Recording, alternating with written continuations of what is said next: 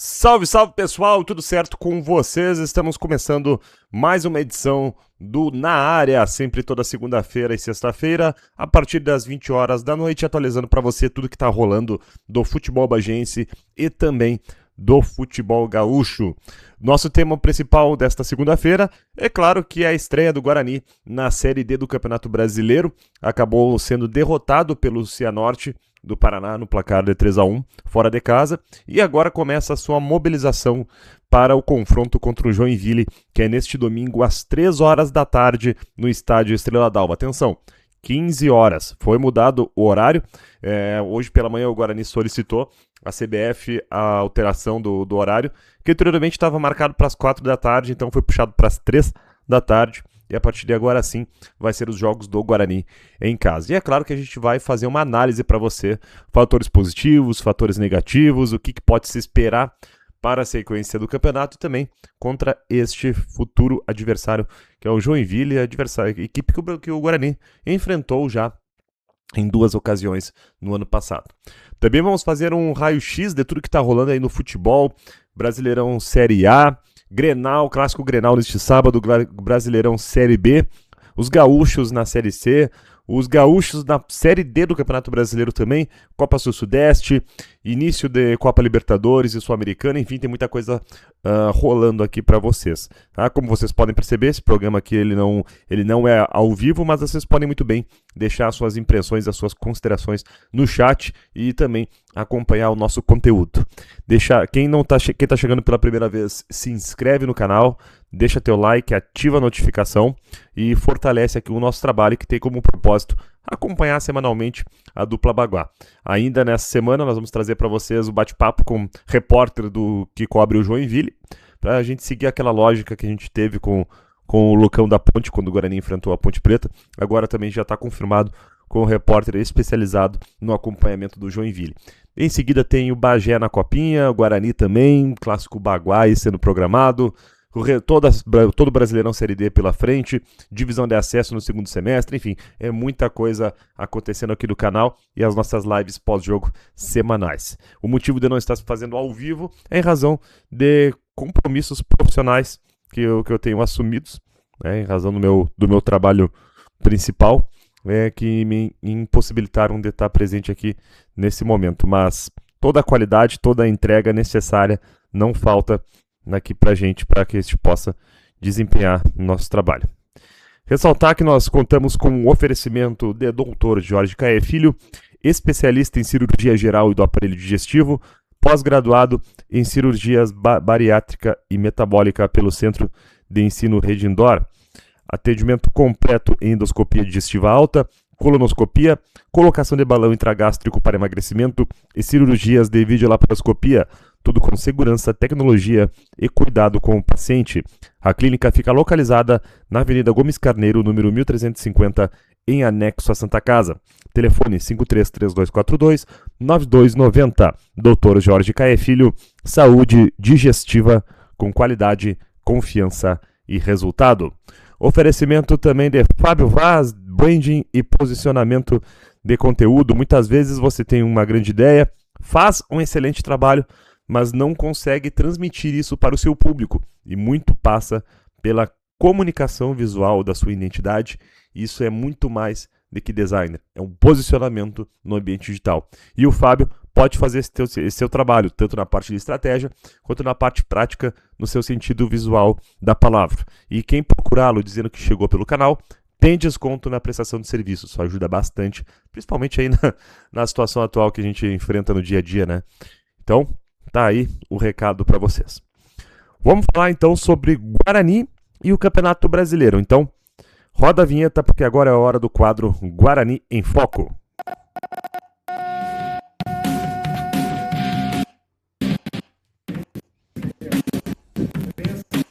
É o de Guarani.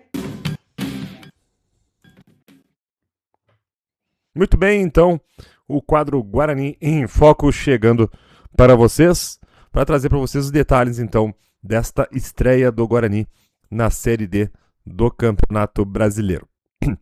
Bueno, para a gente começar a falar sobre Cianorte e Guarani, a gente precisa traçar uma uma pequena consideração aqui de linha de raciocínio.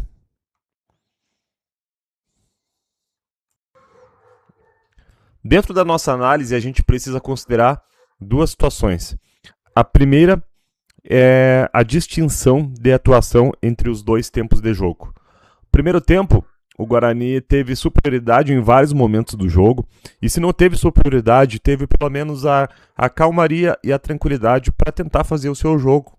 Fique muito à vontade dentro de campo, equilibrado com relação ao Cianorte em termos de ações, o que fez com que o torcedor, não digo se iludisse, mas esboçasse um sentimento de que poderia até mesmo sair vitorioso desse jogo, desse jogo em Cianorte. Claro que o empate já era ótimo resultado, empate fora de casa, em solo paranaense, mais de 1.000 quilômetros de distância, então já era um bom resultado. Mas, pela forma como estava transcorrendo o jogo, parecia assim que o Guarani tinha condição de vencer. Mas aí vem o segundo tempo. E até uma parte do segundo tempo o Guarani conseguia este equilíbrio. Até que as substituições mudam o jogo. Do lado do Guarani, sai os seus principais jogadores da primeira etapa. Lateral esquerdo, Igor Henrique e o meia Pedro Rodrigues, 2 estreantes da tarde, que tiveram belas atuações.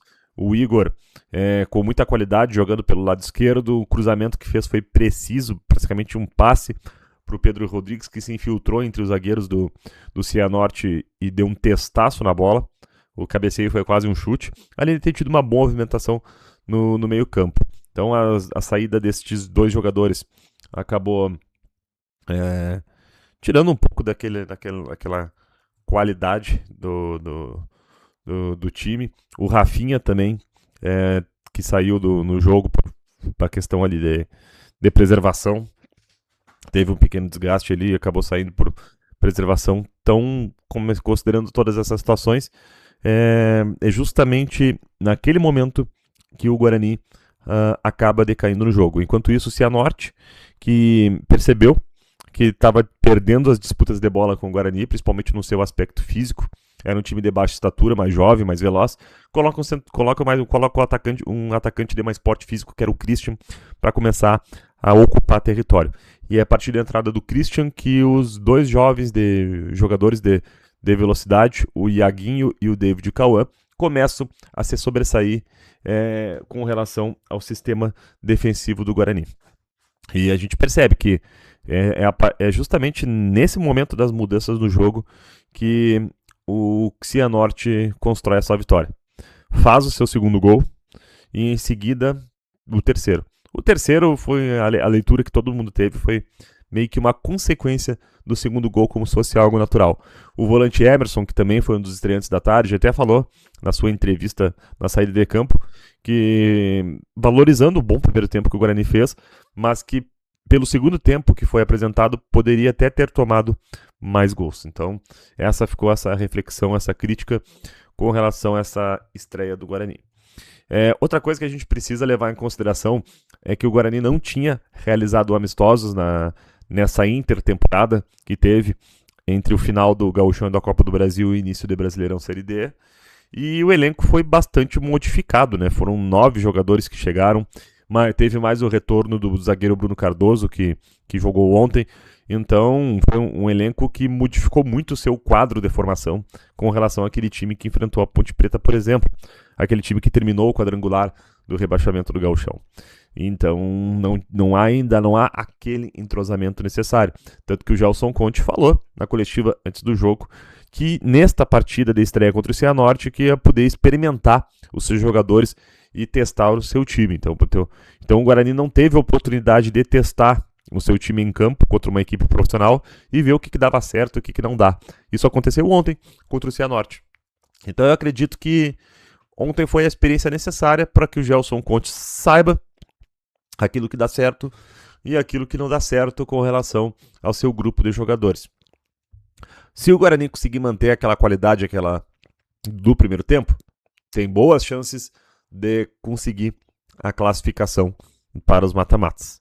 Agora a questão do segundo tempo mostrou tudo que não deu certo e que precisa ser ajustado. Mas tem um potencial no grupo. Se conseguir acertar a mão, pode muito bem fazer um bom enfrentamento neste grupo A15, a começar por este confronto então de domingo às 3 horas da tarde contra o Joinville. Já o Joinville começou embalado, venceu o São Luís pelo placar de 2-0 e por mais que tenha sido rebaixado na Série A do Campeonato Catarinense, é uma equipe que pode... Eu não tinha tirado aqui o ícone de ao vivo. É uma equipe que pode incomodar. É um time de peso. É um time é um time de peso, é um time que tem camisa, tem investimento, então pode incomodar se conseguir dar liga. Já o confronto entre Guarani e Joinville não é novidade. Estas equipes, Cianorte e Guarani sim, se enfrentaram pela primeira vez na história, mas Guarani e Joinville vai ser a terceira vez que vão se encontrar na história. Ano passado foram 2 confrontos, porque ambos ficaram no mesmo grupo também. E Guarani estreou na Série D contra o Joinville. Foi o primeiro jogo da história do Guarani e de uma equipe de futebol bagiense na Série D. Foi contra o Joinville, lá na Arena Joinville. E os donos da casa venceram pelo placar de 1-0. Depois, Guarani e Joinville voltaram a se enfrentar na última rodada da fase classificatória. O Guarani não tinha mais chances matemáticas de se classificar, mas mesmo assim venceu o Joinville pelo placar de 2-1, de virada, numa chuvarada danada que acometou a cidade de Bagé e o estado inteiro, praticamente. O Joinville naquela ocasião, ele saiu na frente com um gol de pênalti do Yuri Mamute, depois o Guarani conseguiu a virada com o Márcio Jonathan e o Alan Christian. E aquela vitória, com aquela vitória o Guarani terminou em 5º lugar no grupo, num grupo composto por 8 equipes, classificavam 4, e o Guarani só não passou para os mata-matas por uma diferença de 2 pontos. Então, se não tivesse tido alguns tropeços lá no primeiro turno da competição, tinha até conseguido ir para os mata-matas do Brasileirão Série D. E o time estava bem encaixadinho. Não tem como a gente mensurar até onde iria, mas que ia incomodar ia. E agora, com o Gelson Conte, então o Guarani tentando fazer o seu novamente. Repito, se conseguir encaixar aquele jogo que encaixou no primeiro tempo, tem chances totais, com certeza, de brigar por classificação. Agora não são 8 equipes, são 6 equipes, e dessas 6, 4 avançam para os mata-matas, é turno e retorno, então são 10 rodadas, e agora a estreia em casa é neste domingo, 3 horas da tarde, Guarani e Joinville no estádio Estrela d'Alva, tem promoção de ingressos, arquibancada no valor de R$40, então todos os caminhos levam ao estádio Estrela d'Alva. Vamos colocar para vocês então os resultados desta primeira rodada do Brasileirão Série D, dos jogos do grupo A15, que é o grupo do Guarani. Então nós tivemos 3 jogos, como tínhamos falado, o Joinville venceu o São Luís pelo placar de 2-0. Joinville, próximo adversário do Guarani. Cianorte 3, Guarani 1, que fizemos cobertura no domingo. E o Cascavel venceu o Santa Catarina pelo placar de 1-0. Lembrando que depois do confronto contra o Joinville, o próximo adversário do Guarani é o Cascavel, lá em solo paranaense. Agora vamos colocar aqui na tela para vocês como é que ficou a classificação do grupo A15 com os resultados desta primeira rodada. Então temos o Cianorte, Joinville e o Cascavel que venceram na rodada com 3 pontos. O Santa Catarina em quarto, hoje são 4 que se classificam, São Luís e Guarani. Mas lembrando que teve apenas uma rodada realizada, então não tem como tirarmos ainda uma amostra, um recorte preciso, foi só uma rodada. Então, ao longo das próximas 2, 3 rodadas, que aí sim a gente vai tendo uma classificação mais coesa e mais conclusiva sobre a competição. E diferentemente do Gauchão, que foram apenas 3 semanas a fase classificatória, com jogos 4 e domingo, a Série D são 10 rodadas e com jogos somente aos fins de semana. Então serão 10 semanas esta fase classificatória. Então tem tempo para muita coisa acontecer, muita mudança. Time que começa bem as primeiras rodadas, depois cai. E times que começam mal e depois conseguem recuperação. Então muita coisa vai acontecendo ao longo da competição. E lembrando que além do grupo A15, o grupo A16 também reúne gaúchos, catarinenses e paranaenses. Nesse caso está o Brasil de Pelotas e o São José neste grupo. O São José estreou com uma derrota em casa, tomou 3-0 do Blumenau dentro do Passo da Areia. O Brasil foi o único gaúcho que saiu vitorioso nesta rodada. Venceu o Azures pelo placar de 2-1. E detalhe que foi o primeiro jogo da era SAF do Brasil de Pelotas. E fechando o grupo A15, tivemos também Marcílio Dias 0 e São Joséense do Paraná também 0, jogo realizado em Itajaí. Então tá aí os jogos para vocês. Na próxima rodada, pelo grupo A15, nós teremos 2 jogos no sábado. Às 4 horas da tarde, São Luís e Cascavel, em Juí. E Santa Catarina FC e Cianorte, às 6 da tarde, em Rio do Sul, Santa Catarina. No domingo, às 3 horas da tarde, então, fechando a rodada, Guarani e Joinville no estádio Estrela d'Alva. No grupo A16, que é o grupo do Brasil do São José, nós temos 2 jogos no sábado. Às 6 da tarde, Azures e Marcílio Dias em Pato Branco. E São Joséense e São José em Curitiba, às 7 horas da noite. E no domingo, às 4 da tarde, Blumenau e Brasil de Pelotas em Blumenau, Santa Catarina. Então, esta é a situação para vocês. Ao longo da semana, a gente traz mais detalhes sobre a preparação para esse confronto do Guarani contra o Joinville, quem pode voltar, informações também sobre o Joinville com o setorista que cobre a equipe da catarinense, enfim, muito mais detalhes para você. Então agora voltamos para a estética do programa Na Área para tratar os demais temas do programa desta segunda-feira.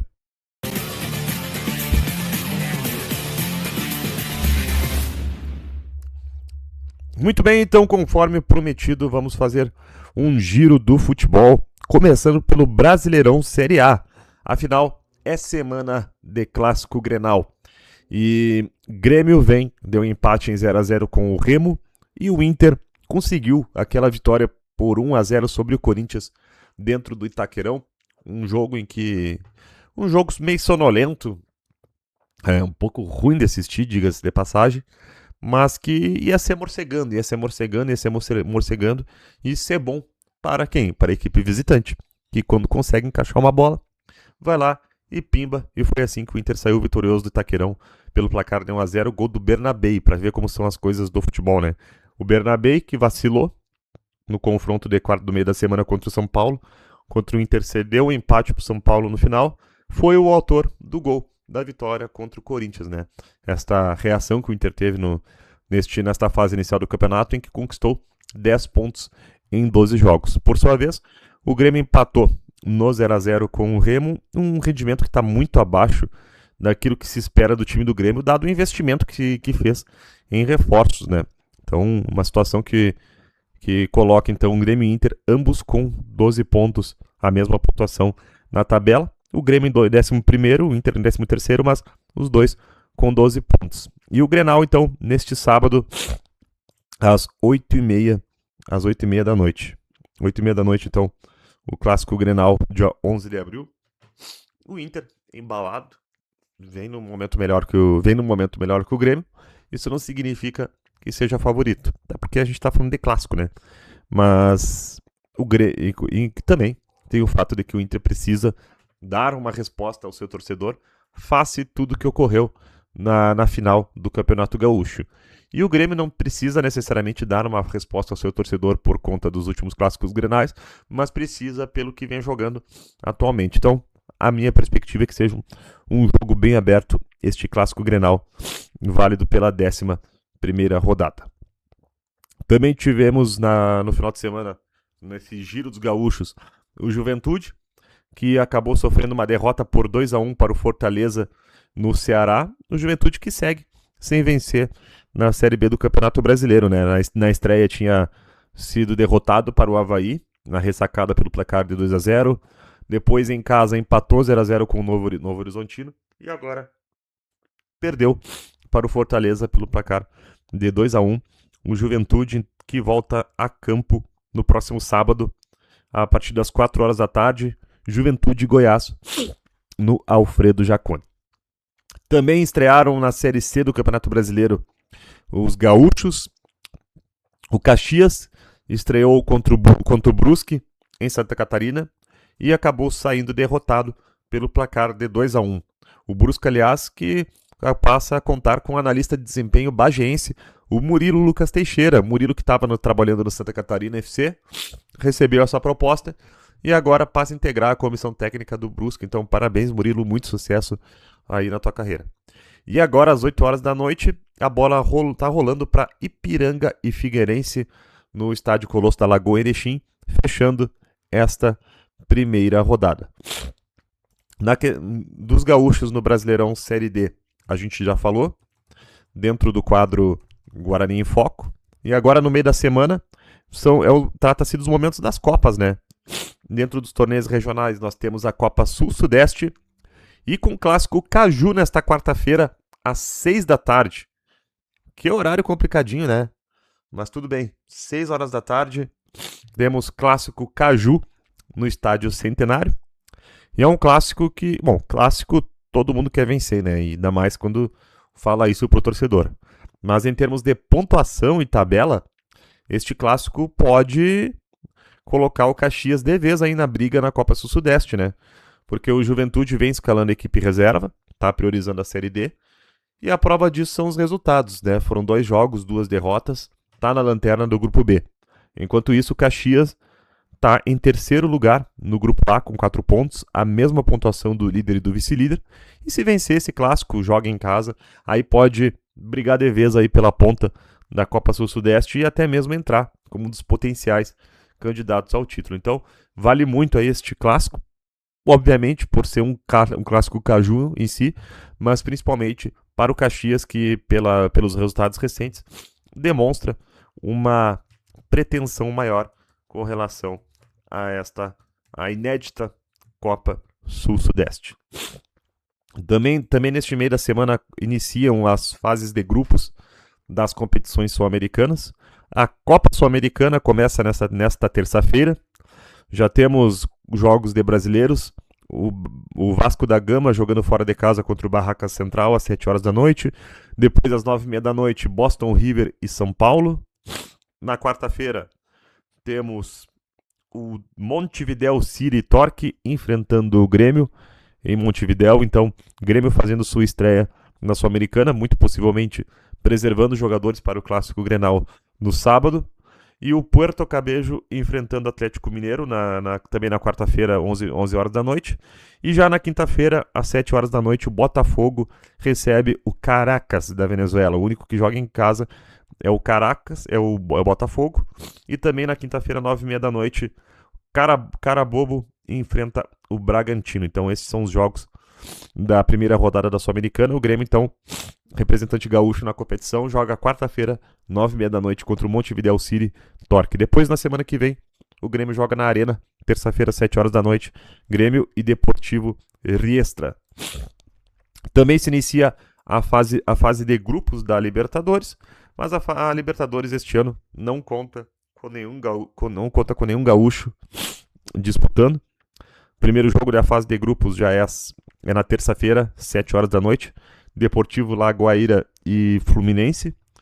Também na terça-feira, às 9 horas, o Cruzeiro enfrenta o Barcelona Sporting Clube, que é o Barcelona do Equador.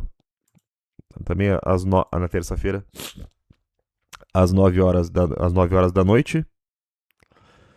Passando aqui para vocês, o que mais? Aqui, tinha perdido aqui a tabela. O Mirassol, quarta, 7 horas da noite, faz a sua estreia na Libertadores contra o Lanús. Momento histórico para o Mirassol, hein? Que fase!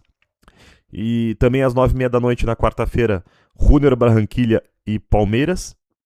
9h30 da noite na quarta-feira, no mesmo horário, Cusco e Flamengo.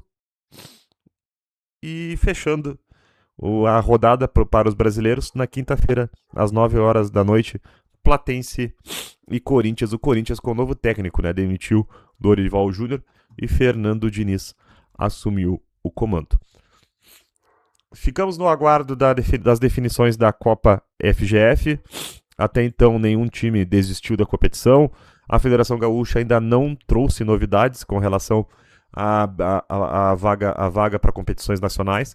Vocês se lembram que precisa ter pelo menos 3 times que disputam a primeira divisão no campeonato estadual para que a Copa possa destinar a vaga para competições nacionais, isso pelo regulamento atual da CBF, só que a Federação Gaúcha segue articulando com a CBF a possibilidade dessa competição render uma vaga extra para a Copa do Brasil, o que valorizaria demais a competição. Então, os clubes ainda seguem no aguardo, mas até segunda ordem está tudo confirmado com relação à distribuição dos grupos e o clássico Baguá. Então, ainda falta essa definição da vaga e também, é claro, a tabela de jogos. Lembrando que a Copa FGF está confirmada para iniciar no dia 12 de maio. São 2 grupos de 5. O grupo da dupla Baguá, Bagé, Guarani, Farroupilha, Brasil de Pelotas e Monson. Outra situação que vai envolver o nosso futebol é o Gauchão Feminino Sub-15, com as Minas de Candiota. Olha só, grande projeto. Os detalhes sobre esse projeto estão disponíveis aqui no canal Yuri Dias Repórter no YouTube. Temos uma entrevista completa com o treinador das Minas de Candiota, o Cléo Moura, na sessão do programa Esportes Sem Fronteiras. Então, quem quiser saber mais sobre esse projeto, é só ir ali na sessão do programa Esportes Sem Fronteiras, que vai estar a entrevista na íntegra. E as Minas de Candiota que vão jogar o Gauchão Feminino Sub-15. Depois, elas pretendem jogar o Gauchão Feminino Sub-17 e o Gauchão Feminino Adulto, que vai ser no segundo semestre. E já saiu a tabela do Gauchão Feminino Sub-15 e as Minas de Candiota estreiam no dia 18 de abril, num sábado, 3 horas da tarde, em casa contra o Novo Hamburgo. Só que ainda não tem uma definição quanto ao local. A expectativa delas é jogarem em Candiota, mas depende de uma série de reformas no estádio em Candiota, que talvez não fiquem prontas a tempo e não consigam as devidas liberações, né? Caso isso não aconteça, as Minas de Candiota jogarão no estádio Pedra Moura o Gauchão Feminino Sub-15. Olha só, hein? Então daqui a pouco a gente vai ter mais uma movimentação aí no futebol bagiense para a gente fazer cobertura aqui no canal. Então, caso não fique pronto as obras lá no estádio em Candiota e não seja liberado a tempo, as Minas de Candiota vão jogar no estádio Pedra Moura, então, a estreia do Gauchão Feminino Sub-15 e talvez aí, quem sabe, até os demais jogos. Então, o grupo delas tem Novo Hamburgo, Guarani de Venâncio Aires, Pelotas e Grêmio. Então, olha só aí a quantidade de jogos aí que temos pela frente também para englobar a cobertura do canal. Ressaltar mais uma vez que este programa conta com o oferecimento de Dr. Jorge Caê Filho, especialista em cirurgia geral e do aparelho digestivo, pós-graduado em cirurgia bariátrica pelo Centro de Ensino Redindora. Atendimento completo em endoscopia digestiva alta, colonoscopia, colocação de balão intragástrico para emagrecimento e cirurgias de videolaparoscopia, tudo com segurança, tecnologia e cuidado com o paciente. A clínica fica localizada na Avenida Gomes Carneiro, 1350, em anexo à Santa Casa. Telefone 533242-9290. Dr. Jorge Caê Filho, saúde digestiva com qualidade, confiança e resultado. E oferecimento também para Fábio Vaz, branding e posicionamento de conteúdo. Muitas vezes você tem uma boa ideia, tem um bom trabalho, mas não está conseguindo transmitir isso para o público. E o Fábio faz esse trabalho tanto na parte de conceitual estratégica, que é a parte teórica, quanto na parte prática, com o visual e o design do seu trabalho. E quem chegar dizendo que achou pelo anúncio no canal, tem desconto na prestação de serviço. Então, obrigado, pessoal. Valeu por tudo. Essa semana tem muito mais conteúdo para vocês aqui no canal. Conte conosco e vamos embora.